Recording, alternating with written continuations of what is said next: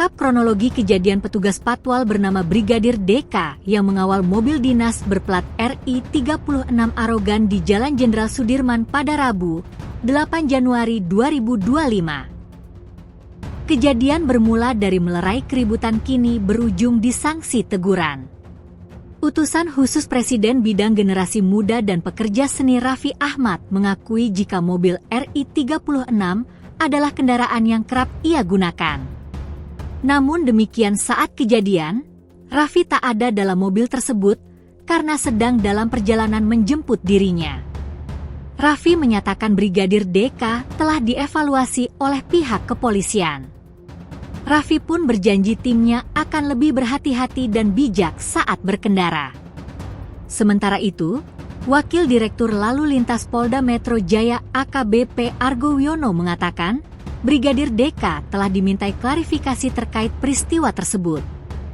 Pengakuan Brigadir DK, kejadian bermula saat ada truk penambal tengah berhenti di jalur tengah hingga menyebabkan kemacetan.